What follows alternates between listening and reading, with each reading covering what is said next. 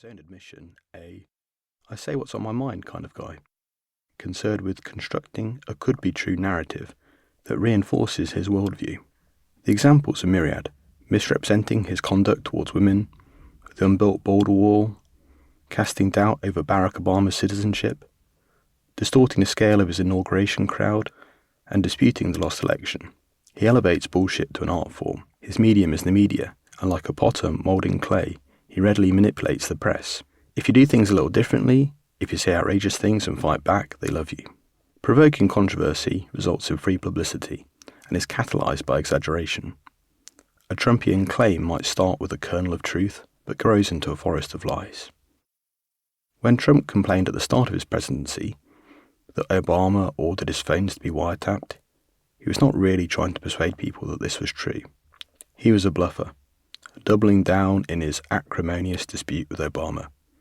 There was no evidence that this had happened, yet it was almost conceivable, given the tension between the president and his predecessor. Also, Obama was faced with the impossible task of proving a negative claim, because you can't evidence that he didn't do something. Trump's bet paid off. He was further testing his accolades in the media and the Republican Party to see if they would debase themselves and blindly repeat his claim. They did, and this untruth consolidated his power base. Clinton and Trump's brands of bullshit were very different. The adulterous Bill always kept his foot planted in the literal truth, while misleading his electorate with, for example, the carefully constructed sentence, "I did not have sexual relations with that woman, Miss Lewinsky," as what transpired did not meet the dictionary definition of sexual relations. Trump is brazen and weaponizes bullshit as a powerful political tool. This continues to be his modus operandi. He uses it to draw a line between us and them in society, those who believe him or accept his twisted reality and those that reject the discourse. Bullshit takes many forms. It can be seemingly credible and robust, or just shallow and brittle. The Clinton example could not be more different in its execution to the BMW outside the nightclub ploy, which had hardly been thought through at all. As soon as the car went back to the boss, the bullshit was exposed. Clinton's words were finely crafted, disciplined, and served him well. It's difficult to fathom how much of Trump's proclamations are pre-planned or off the cuff. Either by design or intuition, he is the bullshit artist par excellence. What is common across all three examples is that what makes bullshit toxic isn't that it's slapdash, but that it's a misrepresentation. It is looking at reality through the distortion of a dirty window. Metaphors, models, and metrics. Bullshit is a problematic word, an offensive, visceral noun or verb that evokes disgust or a sneer. Invoking it in a book that promotes critical thinking is intended to be both powerful and playful. It draws attention and provokes a reaction, but is not used without restraint. Rather, it is used because it can help explain toxic miscommunication in the most important of contexts.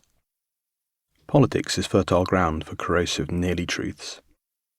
While the presidential examples illuminate how it is used by the world's most powerful men to protect and bolster their status, more widely its proliferation across the political landscape is unsurprising. Politicians are expected to know something about everything, from defence to culture, economics, healthcare and justice.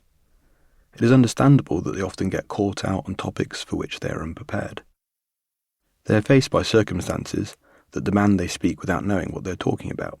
A good leader should be self-confident enough to say they don't know the answer, but that isn't something that plays well in 24-hour news cycles. When confronted with a hot microphone, they must wing it with a half-truth, rather than risk losing face. In such circumstances, a bullshit comparison can aid a politician. While most folks may know what plain old bullshit is when they hear it, it can be harder to spot when cloaked by comparison. A comparative device gives authority to a mistruth. It destabilizes our cognitive ability by giving structure to the sort of lie. Donald Trump uses comparison in this way to build more persuasive arguments. When he faced 91 criminal charges in 2023, Trump insisted he was not afraid of prison and likened himself to a famous inmate. "I don't mind being Nelson Mandela because I'm doing it for a reason." The comparison with the dignified Nobel Peace Prize winning South African was absurd. One was imprisoned